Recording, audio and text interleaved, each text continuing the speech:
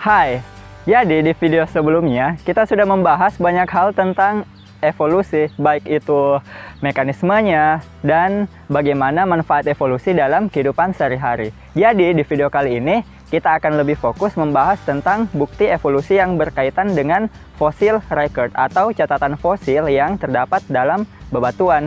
Oke, tonton video ini sampai habis ya.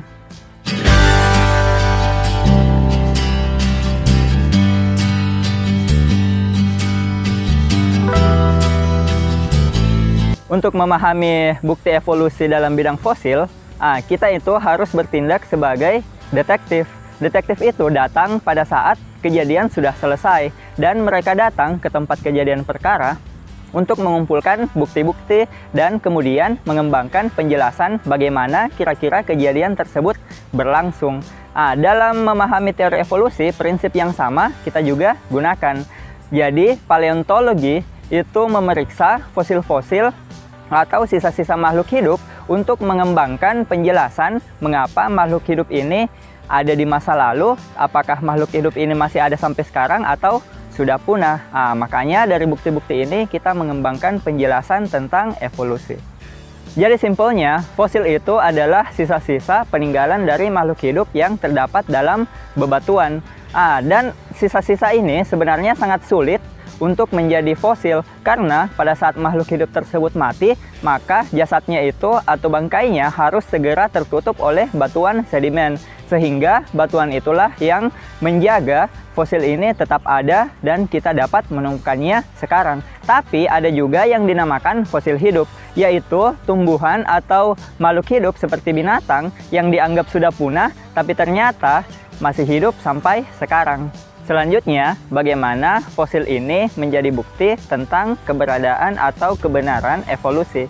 Jadi, riset pada bidang paleontologi yang mempelajari fosil itu mendukung gagasan bahwa semua makhluk hidup atau semua organisme yang ada di bumi ini itu adalah berkerabat atau berkeluarga. Fosil juga membantu paleontologi untuk melihat perubahan yang terakumulasi dalam periode waktu yang lama. Keanekaragaman makhluk hidup, bentuk-bentuk makhluk hidup yang kita lihat sekarang itu sebenarnya berkaitan dengan kehidupan di masa lalu. Jadi dari fosil ini kita dapat melihat binatang mana atau organisme mana yang berkerabat dengan binatang yang hidup sekarang. Paleontologi modern itu dimulai dengan karya George Cuvier pada tahun 1769 sampai 1832.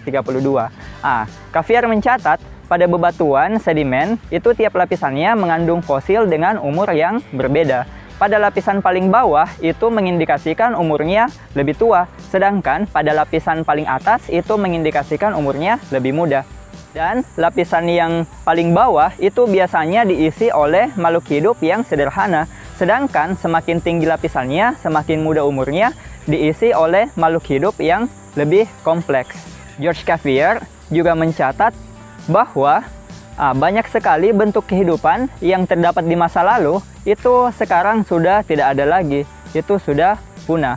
Salah satu kontribusi Cuvier yang terbesar adalah catatan fosil yang mengindikasikan tentang kepunahan makhluk hidup. Dan kepunahan makhluk hidup ini sekarang sudah dianggap sebagai fakta.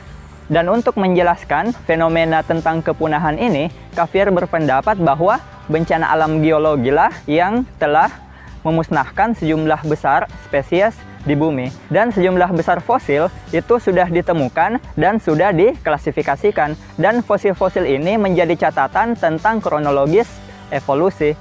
Catatan fosil memberikan contoh-contoh spesies transisi yang menghubungkan bentuk kehidupan di masa lalu dengan bentuk kehidupan yang sekarang.